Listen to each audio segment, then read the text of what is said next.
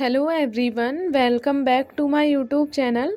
हम लोगों ने दिल्ली सल्तनत को पूरा कंप्लीट कर लिया था। दिल्ली सल्तनत में मैंने आप लोगों को पहले दिल्ली सल्तनत के प्रमुख वंशों के बारे में बताया था। उसमें हमें 5 वंश देखने को मिले थे। उसके बाद फिर मैंने आप लोगों को दिल्ली सल्तनत की अर्थव्यवस्था, प्रशासनिक व्यवस्था, समाज व्यवस्था और उसके बाद फिर हम लोगों ने कला और स्थापत्य के विकास के बारे में भी डिटेल में बात कर ली थी। आज के वीडियो में मैं आप लोगों को एक नया टॉपिक स्टार्ट करवाने वाली हूँ मध्यकालीन भारत के इतिहास में। आज हम लोग दिल्ली सल्तनत के टाइम पर जितने भी समकालीन क्षेत्रीय राज्य थे उनके बारे में बात करेंगे। मैंने आप लोगों को दिल्ली सल्तनत के टाइम पर भी बताया था कि दिल्ली सल्तनत के अलावा हमें भारत में और भी बहुत सारे छोटे छोटे राज्य देखने को मिलते हैं। बहुत सारे राज्य बाद में उभर कर भी आते हैं, तो हम लोग उन सब के बारे में डिटेल में बात करेंगे। लेकिन इसके पहले अगर आप लोग मेरे वीडियो पे नए हैं तो प्लीज़ मेरे चैनल को सब्सक्राइब कीजिएगा, जिससे कि हिस्ट्री से जुड़े और भी वीडियो आप लोगों को मिलते रहें। इसके अलावा अगर आप लोग एंशिएंट हिस्ट्री का भी सिलेबस देखना चाहते हैं तो मैंने एंशिएंट हिस्ट्री कंप्लीट करवा दी है। उसका लिंक आप लोगों को डिस्क्रिप्शन बॉक्स में मिल जाएगा, आप लोग वहाँ से जाकर देख सकते हैं। अब चलिए हम लोग आज की वीडियो को शुरू कर लेते हैं। सबसे पहले अगर हम लोग बात करें दिल्ली सल्तनत के समकालीन क्षेत्रीय राज्य, या फिर इन्हें हम लोग 14वीं से 16वीं शताब्दी तक के क्षेत्रीय राज्य जो हैं उनके नाम से भी जान सकते हैं, तो इस टाइम पर हमें कुछ इस तरीके से क्षेत्रीय राज्य दिखाई देते हैं। एक साइड अगर हम उत्तर भारत में बात करें तो वहाँ पर हमें बंगाल, जौनपुर, मालवा, गुजरात, कश्मीर और राजस्थान, ये जो क्षेत्रीय राज्य हैं वो दिखाई देते हैं। और अगर हम लोग दक्कन वाले एरिया के बारे में बात करें तो वहाँ पर हमें बहमनी साम्राज्य जो है वो दिखाई देता है। और इसका टाइम पीरियड के बारे में अगर हम लोग बात करें तो ये हमें 1346 से लेकर 16वीं सदी के अंत तक दिखाई देता है। इसके अलावा अगर हम लोग दक्षिण वाले एरिया के बारे में बात करें, यानी कि साउथ वाला जो एरिया है, वहाँ पर हमें विजयनगर साम्राज्य देखने को मिलता है। इसका टाइम पीरियड जो है वो 1336 से लेकर 17वीं सदी के मध्य तक हमें देखने को मिलता है। तो कुछ इस तरीके के जो क्षेत्रीय राज्य हैं वो हमें दिल्ली सल्तनत के समकालीन क्षेत्रीय राज्य देखने को मिलते हैं। इसके अलावा अगर हम लोग बहमनी राज्य के बारे में बात करें तो बाद में हम लोग देखते हैं कि बहमनी राज्य जो था वो 5 टुकड़ों में या फिर 5 छोटे छोटे राज्यों में बंट जाता है। इनमें पहला था अहमदनगर, जिसे निजाम शाही भी कहा जाता है। दूसरा था गोलकुंडा, इसे कुतुब शाही भी कहा जाता है। तीसरा था बीजापुर, इसे आदिल शाही कहा जाता है। चौथा था बीदर, इसे बरीद शाही कहा जाता है। और पांचवा था बरार, इसे इमाद शाही भी कहा जाता है। तो ये बहमनी राज्य के ही छोटे छोटे टुकड़े हैं जो बाद में हो जाते हैं, और फिर बाद में ये सारे क्षेत्र जो हैं वो भी विजयनगर साम्राज्य में मिल जाते हैं। तो इस तरीके से विजयनगर साम्राज्य जो है वो एक बड़ा साम्राज्य बन जाता है। तो जब हम लोग विजयनगर साम्राज्य के बारे में बात करेंगे तभी हम लोग बहमनी राज्य के बारे में भी बात करेंगे, और तभी मैं आप लोगों को इन सब के बारे में भी थोड़ा थोड़ा बताऊंगी। लेकिन इसके पहले आप लोग मैप पर इन सब की लोकेशन देख लीजिए। ये बीच में आप लोग दिल्ली सल्तनत देख सकते हैं। उस टाइम दिल्ली सल्तनत जो है स्टार्टिंग में उसका एरिया इतना बड़ा था। जब मैंने आप लोगों को बताया था कि मोहम्मद कासिम जब भारत आया था तो उसने किस तरीके से भारत में अपना विस्तार करना शुरू किया था। कुतुबुद्दीन ऐबक जो है उसने, हमने देखा था कि सबसे पहले दिल्ली सल्तनत का शासक जो है वो उसे माना जाता है। तो उस टाइम पर जो दिल्ली सल्तनत था वो उसका क्षेत्र कुछ इस तरीके का था। बाद में और भी शासक हुए हैं तो उन्होंने, किसी ने तो पूरे इधर तक का जो एरिया है उसको दिल्ली सल्तनत में मिला लिया था।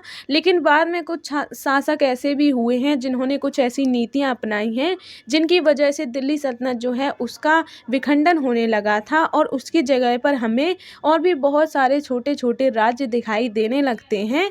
जैसे कि ये कश्मीर है, यहाँ पर हमें कश्मीर देखने को मिलता है। ये वाला जो एरिया है वहाँ पर हमें राजस्थान राजस्थान देखने को मिलता है। और राजस्थान में भी हमें 3 चीज़ें देखने को मिलती हैं। एक तो थे मेवाड़, दूसरा था मारवाड़ और तीसरा था आमेर। तो ये जो 3 राज्य थे वो हमें राजस्थान में देखने को मिलते हैं। और फिर गुजरात वाला जो एरिया है इसके बारे में भी हम लोग बात करेंगे। यहाँ पर बंगाल राज्य जो है वो भी उभर कर आने लगता है और यहाँ का जो एरिया है वो मालवा के नाम से जाना जाता है। ये नीचे मैंने आपको बताया बहमनी राज्य है और सबसे नीचे जो है वो विजयनगर साम्राज्य है। तो कुछ इस तरीके का दिल्ली सल्तनत के टाइम के हमें समकालीन राज्य देखने को मिलते हैं। या फिर हम इन्हें कह सकते हैं कि 14वीं से 16वीं शताब्दी के बीच जो भारत था वो हमें कुछ इस तरीके का देखने को मिलता है।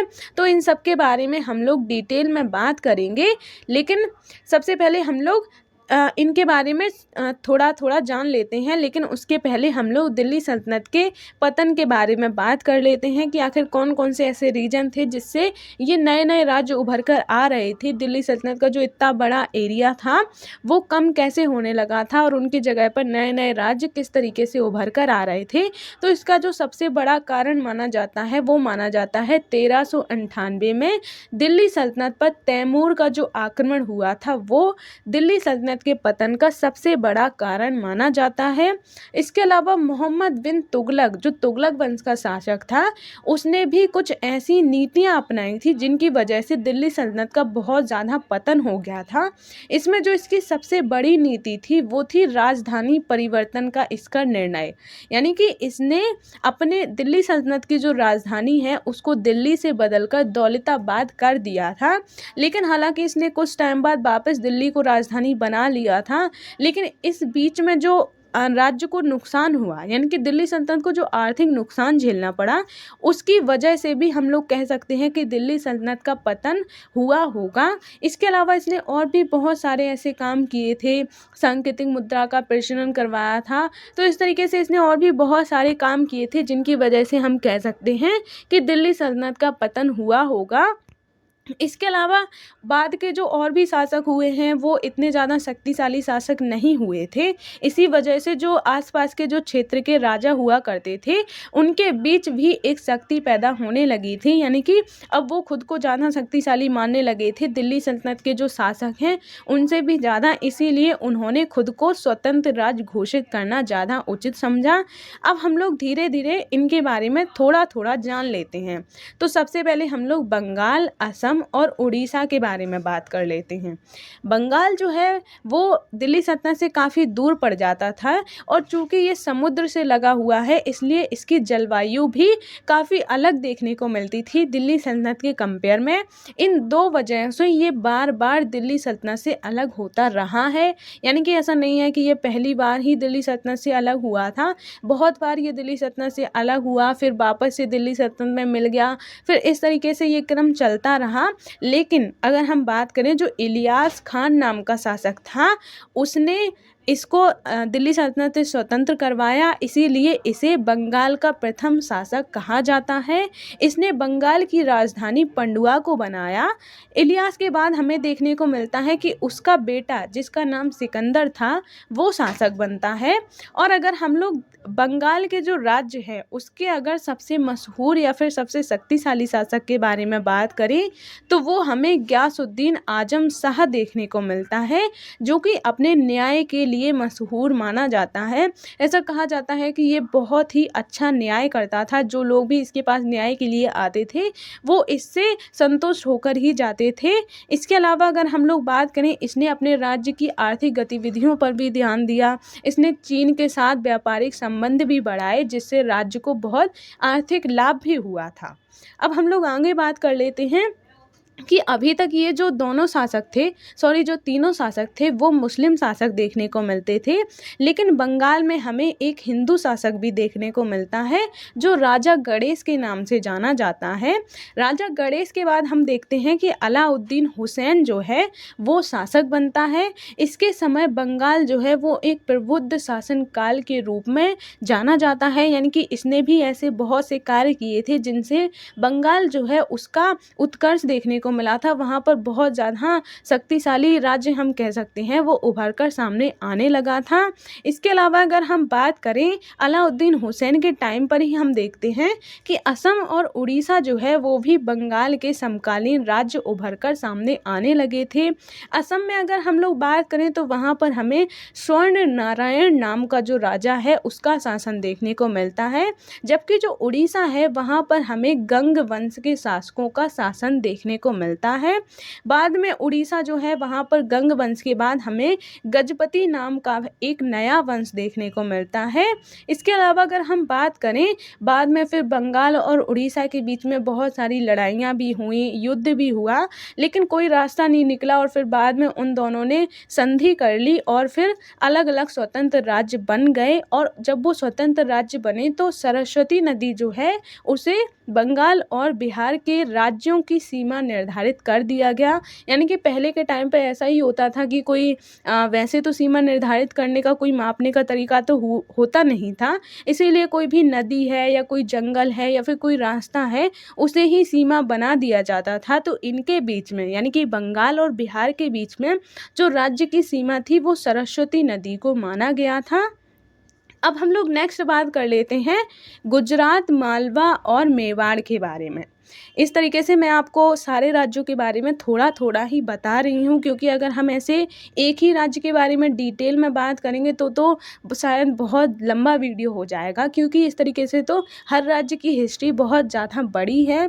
लेकिन यहाँ पे मैं आप लोगों को सिर्फ शॉर्ट नोट प्रोवाइड करवा रही हूँ, जिससे कि आप लोगों को एक आइडिया हो जाए कि उस टाइम यानी कि 14वीं से 16वीं शताब्दी के बीच में उत्तर भारत या फिर हम कह सकते हैं पूरे भारत में किस तरीके की घटनाएं देखने को हमें मिल रही थी या फिर किस तरीके के राज्य वहाँ पर हमें देखने को मिलते थे। तो अब हम लोग अगर गुजरात के बारे में बात करें तो गुजरात जो है वो दिल्ली सल्तनत के सबसे प्रसिद्ध या फिर सबसे समृद्ध सूबों में से एक माना जाता था।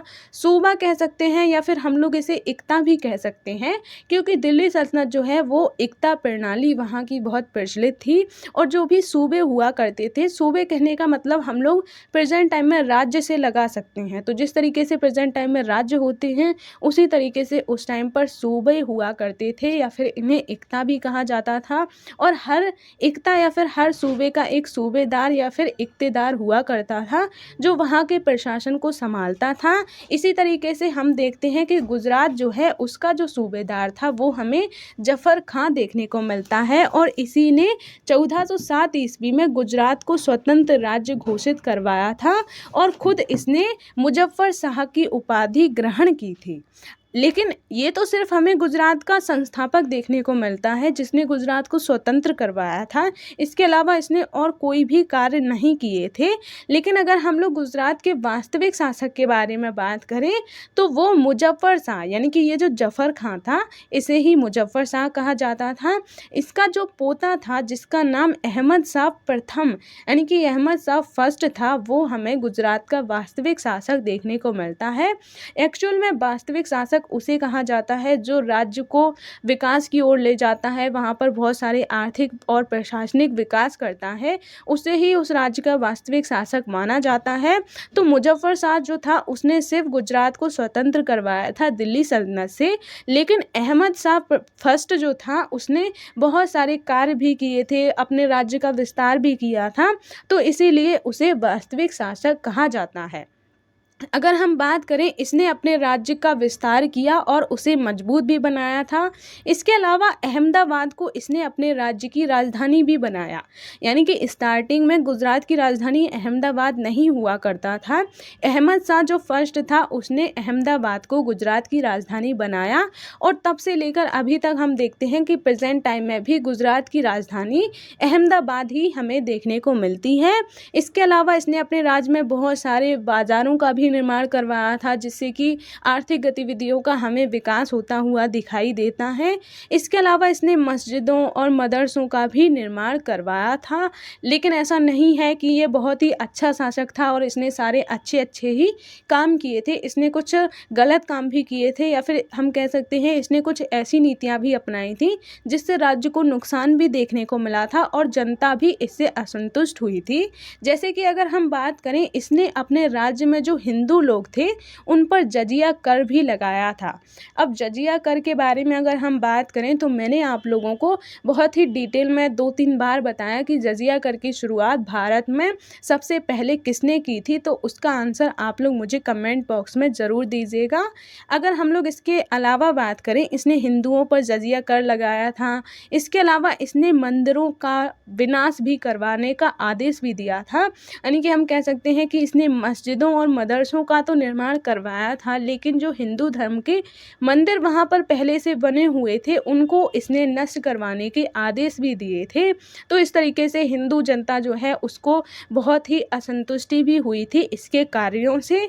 अब हम लोग नेक्स्ट बात कर लेते हैं गुजरात और मालवा के बारे में। अगर हम रिलेशन के बारे में बात करें तो स्टार्टिंग से ही हम देखते हैं कि दोनों एक दूसरे के शत्रु बनकर ही रहे हैं, यानी कि ये आपस में ही लड़ते रहते थे। ऐसा ही हर राज्य में हमें देखने को मिला है कि वो आपस में ही लड़ते रहते हैं और जो बड़ा उनका शत्रु होता है उस पर वो ध्यान ही नहीं देते हैं। इसलिए इस टाइम भी ऐसा ही हुआ था कि गुजरात और मालवा दोनों आपस में ही लड़ते रहे और फिर बाद में दिल्ली सल्तनत जो है वो उस टाइम भी ज़्यादा शक्तिशाली था, तो इसीलिए इन दोनों का भी बाद में हमें पतन होता हुआ ही दिखाई देता है। क्योंकि अगर जो पास वाले जो दोनों राज्य हैं अगर वो आपस में ही लड़ेंगे तो उसका फ़ायदा कोई बड़ा राज्य जो है वो ज़रूर उठाएगा। तो इस टाइम पर भी हमें ऐसा ही देखने को मिलता है। अगर हम लोग मालवा के प्रसिद्ध शासक के बारे में बात करें तो वो हमें होशंग शाह देखने को मिलता है। मुजफ्फर शाह जो है उसने होशंग शाह को कैद कर लिया था, यानी कि इन दोनों के बीच में जब लड़ाई हुई थी, युद्ध हुआ था, तो मुजफ्फर शाह जो है उसने मालवा के शासक होशंग शाह को बंदी बना लिया था। इसके अलावा अगर हम बात करें गुजरात का जो सबसे मशहूर शासक हमें देखने को मिलता है वो महमूद बेगड़ देखने को मिलता है। इसने 50 वर्षों तक गुजरात पर शासन किया था और इसने सौराष्ट्र के गिरनार और दक्षिण गुजरात के जो चंपानेर गढ़ या फिर हम इन्हें राज्य भी कह सकते हैं उन पर भी कब्जा कर लिया था। यानी कि इसने गुजरात का विस्तार जो है वो सौराष्ट्र वाले एरिया तक भी कर दिया था। इसके अलावा इसने मुस्तफ़ाबाद को गुजरात की दूसरी राजधानी भी बनाया था, यानी कि इसने एक तो अहमदाबाद जो थी वो गुजरात की पहली राजधानी थी, इसके अलावा इसने मुस्तफ़ाबाद को गुजरात की सेकंड राजधानी भी बनाया था। इसके शासनकाल में व्यापार और वाणिज्य का भी विकास होता हुआ हमें दिखाई देता है। इसके अलावा इसने सामाजिक कल्याण के भी कई कार्य किए थे, यानी कि हम कह सकते हैं कि इसने 50 वर्षों तक गुजरात पर शासन किया था। तो उस टाइम इसने साम्राज्य का विस्तार भी किया, सौराष्ट्र वाले एरिया तक गुजरात का जो एरिया है उसको बढ़ाया था। इसके अलावा इसने व्यापार वाणिज्य ये सब भी कार्य किए, यानी कि इसने गुजरात का आर्थिक विकास भी किया। इसके अलावा इसने जनता के हित को ध्यान में रखते हुए बहुत सारे सामाजिक कार्य भी किए थे, उनके रहने की व्यवस्था करवाई थी। इस तरीके से इसने बहुत सारे सामाजिक कार्य भी किए थे। इसके अलावा अगर हम लोग बात करें इसके शासनकाल में गुजरात जो है वो देश के सबसे शक्तिशाली और सुशासित क्षेत्रों में से एक बनकर उभरता है। यानी कि हम कह सकते हैं कि इसने यानी कि जो महमूद बेगड़ है उसने ऐसे बहुत सारे कार्य किए थे जिससे गुजरात जो है वो इसके टाइम पर भारत का सबसे शक्तिशाली और सुशासित राज्य बनकर उभरता हुआ हमें दिखाई देता है। अब हम लोग नेक्स्ट बात कर लेते हैं मालवा और मेवाड़ के बारे में। हालांकि गुजरात वाले में भी मैंने आप लोगों को मालवा का थोड़ा सा तो बता ही दिया था, लेकिन अब हम लोग मालवा और मेवाड़ के बारे में थोड़ा डिटेल में बात कर लेते हैं। मालवा का जो शासक है जैसा कि मैंने अभी बताया वो होशंग शाह देखने को मिलता है, जिसे उसने बंदी बना लिया था। अगर हम लोग बात करें 15वीं सदी में जो मालवा है वो अपने चरम पर पहुँचता है, यानी कि मालवा जो है वो उसकी स्टार्टिंग तो काफ़ी पहले हो चुकी थी, लेकिन 15वीं सदी का जो काल हमें देखने को मिलता है उस टाइम पर मालवा की शक्ति जो है वो और भी हमें बढ़ती हुई दिखाई देती है। लेकिन इसके राज्य में हमें देखने को मिलता है कि जितने भी इसके उत्तराधिकारी हुए उनमें सत्ता और धन के लालच में आपस में ही संघर्ष होता रहता था, यानी कि वो सत्ता पाने के लिए आपस में ही लड़ते रहते थे। इसके अलावा अगर हम लोग बात करें महमूद खलजी जो है उसे मालवा का सबसे शक्तिशाली शासक माना जाता है। उसने अपने पड़ोसियों के साथ कई संघर्ष भी किए, यानी कि हम कह सकते हैं कि इसके पड़ोस में जितने भी राज्य थे, जैसे कि गुजरात है, मेवाड़ है, इसके अलावा और भी राज्य हैं, तो उससे ही ये संघर्ष करता रहता था। जैसा कि मैंने अभी बताया, मालवा और गुजरात जो हैं वो बहुत ही ज़्यादा बड़े शत्रु देखने को मिलते हैं। स्टार्टिंग से वो एक दूसरे के शत्रु ही बने रहते हैं। तो इसी तरीके से ये जो महमूद खलजी भी था, इसने भी अपने पड़ोसियों के साथ अच्छे संबंध नहीं बनाए थे, उनके साथ संघर्ष ही करता रहता था और इसने मेवाड़ को भी अपने अधीन लाने के कई प्रयास किए। यानी कि हम कह सकते हैं कि इसका जो लड़ाई थी वो सिर्फ गुजरात के साथ नहीं थी, ये मेवाड़ को भी अपने अधीन लाना चाहता था। यानी कि ये अपने राज्य का विस्तार जो है वो गुजरात से लेकर मेवाड़ यानी कि राजस्थान तक करना चाहता था, लेकिन ये अपने प्रयास में सफल नहीं हुआ और ये अपने राज्य का ज़्यादा विस्तार नहीं कर पाया। अब हम लोग नेक्स्ट बात करें, 15वीं सदी में मेवाड़ का भी हमें उदय देखने को मिलता है। यानी कि 15वीं सदी में जो मालवा है उसका तो हमें चरम होता हुआ दिखाई देता है, लेकिन मेवाड़ जो है उसका 15वीं सदी में उदय होता हुआ हमें दिखाई देता है और इसीलिए मेवाड़ के उदय को उत्तर भारत के राजनीतिक जीवन का एक महत्वपूर्ण तथ्य माना जाता है। इसके अलावा अगर हम लोग मेवाड़ के संस्थापक के बारे में बात करें तो वो हमें गहलोत वंश के बप्पा रावल जो हैं वो देखने को मिलते हैं। इसके अलावा राणा लाखा और राणा मोखल जो हैं उन्हें मेवाड़ जो है उसको राजस्थान का सबसे शक्तिशाली राज्य बनाने का इन्होंने प्रयास किया था। यानी कि इसका जो संस्थापक के बारे में अगर हम बात करें तो वो तो हमें बप्पा रावल देखने को मिलते हैं, लेकिन जो मेवाड़ है उसको सबसे शक्तिशाली राज्य बनाने का श्रेय जो है वो राणा लाखा और राणा मोकल को जाता है। लेकिन मेवाड़ को सबसे शक्तिशाली राज्य बनाने का जो श्रेय है वो हम लोग राणा कुंभा को देते हैं। यानी कि राणा लाखा और राणा मोखल जो हैं उन्होंने भी जो मेवाड़ है उसको शक्तिशाली बनाने के कई प्रयास किए थे, लेकिन असली रूप में या फिर हम लोग कह सकते हैं वास्तविक रूप में जो मेवाड़ है उसकी जो शक्ति है वो हमें राणा कुंभा के टाइम पर ज़्यादा बढ़ती हुई दिखाई देती है। राणा कुंभा अपने पूरे शासनकाल में गुजरात और मालवा से टकराने में ही उलझा रहा। यानी कि अगर हम बात करें, ये जो 3 राज्य थे मेवाड़, गुजरात और मालवा, ये तीनों राज्य आपस में एक दूसरे से लड़ते रहते थे और एक दूसरे के राज्य पर अपना अधिकार स्थापित करना चाहते थे, लेकिन तीनों ही असफल हुए, एक दूसरे से लड़ते ही रहे, संघर्ष ही करते रहे, लेकिन किसी को भी ज़्यादा उसमें फ़ायदा देखने को नहीं मिलता है, क्योंकि वो आपस में ही लड़ते रहते थे लेकिन उसका फ़ायदा जो है वो दूसरे राज्य उठा लिया करते थे।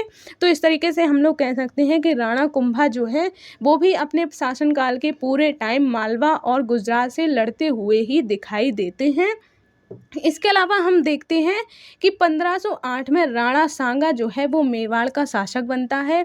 यानी कि राणा कुंभा की मृत्यु जो है वो उसके ही पुत्र के द्वारा कर दी जाती है, लेकिन उसका जो पुत्र था उसका नाम उदा था, वो भी ज़्यादा टाइम तक शासक नहीं रह पाता है और उसके बाद जो उसके दूसरे भाई थे यानी कि राणा सांगा जो थे वो राणा कुंभा के दूसरे बेटे थे, तो वो हमें 1508 में शासक बनते हुए दिखाई देते हैं। इसी के बाद हमें देखने को मिलता है कि बाबर जो है उसका भी भारत में आगमन होने लगता है। यानी कि हम कह सकते हैं कि ये जो टाइम था वो दिल्ली सल्तनत के भी पतन वाला टाइम था और इसी टाइम पर जो मेवाड़ है वो भी उभर कर सामने आ रहा था और इसी टाइम पर हम देखते हैं कि बाबर जो है वो भी भारत में आने लगता है। तो अब बाबर के आने के बाद दिल्ली सल्तनत का पूरे तरीके से पतन हो जाएगा और फिर मुगल वंश जो है उसकी स्थापना हमें आगे देखने को मिलेगी। तो ये क्षेत्रीय राज्य करने के बाद हम लोग नेक्स्ट मुगल वंश के बारे में बात करेंगे और अभी जो मेवाड़ है उसका भी हमें वास्तविक जो शक्ति है वो हमें मुगलों के टाइम पर ही देखने को मिलती है। मुगलों के टाइम पर ऐसे बहुत सारे मेवाड़ या फिर हम लोग कह सकते हैं राजस्थान में नए नए राज्य उभर कर आते हैं जिनके मुगलों के साथ काफ़ी अच्छे संबंध भी देखने को मिलते हैं।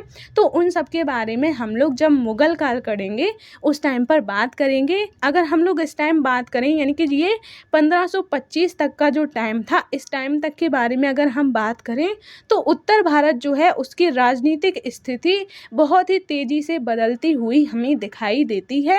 यानी कि जैसा कि मैंने अभी बताया, इसमें बहुत से नए नए राज्य उभर कर तो आ रहे थे, लेकिन वो आपस में ही लड़ते रहते थे। उधर दिल्ली सल्तनत जो था उसमें भी ऐसे बहुत सारे शासक हुए जो ज़्यादा शक्तिशाली नहीं थे, या फिर हम कह सकते हैं बहुत ही अयोग्य शासक थे। तो दिल्ली सल्तनत भी कमज़ोर पड़ता जा रहा था और बाकी के ये जो राज्य थे वो भी आपस में लड़ते रहते थे। और इसी टाइम पर तैमूर का भी आक्रमण होता है। उसके अलावा फिर इसी टाइम पर हम देखते हैं कि बाबर भी भारत में आ जाता है। तो इस तरीके से बहुत सारे परिवर्तन हो रहे थे। और जब कोई बहुत ज़्यादा ऐसे परिवर्तन होते हैं तो कोई एक ऐसा शक्तिशाली ज़रूर आता है। जैसा कि मैंने अभी तक आपको जितनी बार भी हिस्ट्री में करवाया है, तो हमेशा ऐसा ही हुआ है कि एक पहले शक्तिशाली वंश होता था, उसके बाद फिर उसका पतन होता था, तो बहुत सारे छोटे छोटे टुकड़े हो जाते थे, फिर दोबारा से कोई बड़ा वंश हमें देखने को मिलता है। तो वैसा ही ये जो टाइम था वो भी हमें मध्यकालीन भारत में एक ऐसा टाइम देखने को मिलता है जहाँ पर बहुत ज़्यादा अस्थिरता देखने को मिलती है। उसके बाद जब मुग़ल वंश यानी कि बाबर जो है वो अब मुग़ल वंश की स्थापना करेगा, उसके बाद हमें उत्तर भारत वाले जो राज्य हैं उनमें स्थिरता आती हुई दिखाई देगी। तो उनके बारे में हम लोग आगे बात करेंगे। अभी हम लोग ये तो मैंने आप लोगों को बता ही दिया कि राजस्थान जो है वो हमें उसमें 3 तरीके के राज्य देखने को मिलते हैं। एक तो मारवाड़, दूसरा आमेर और तीसरा था मेवाड़। इनमें मारवाड़ और आमेर हैं वो हमें ज़्यादा शक्तिशाली देखने को नहीं मिलते हैं, यानी कि हम कह सकते हैं कि वो मेवाड़ के ही अंडर रहा करते थे। और ये यहाँ पर गुजरात, यहाँ पर मालवा और यहाँ पर जौनपुर हमें देखने को मिलता है।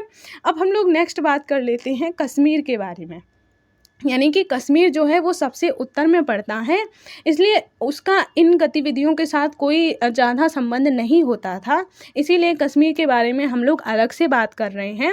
तो कश्मीर जो है, अगर हम इसके शासन की शुरुआत के बारे में बात करें तो वो हमें 1325 में मंगोल जो शासक था जिसका नाम दलूचा था, उसके आक्रमण के बाद देखने को मिलता है।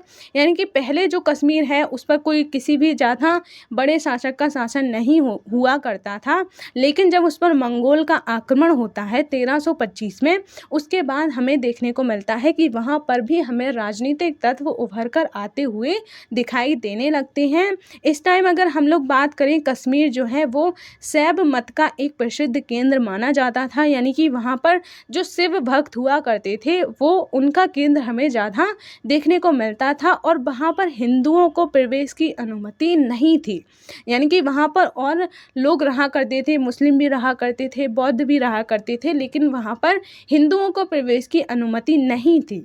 इसके अलावा अगर हम लोग बात करें, जैनुल आवेदीन जो है वो कश्मीर का हमें सबसे महान शासक देखने को मिलता है। उसने हिंदुओं को भी प्रवेश की अनुमति प्रदान की थी और इसके अलावा उसने सहिष्णुता की भी नीति अपनाई थी।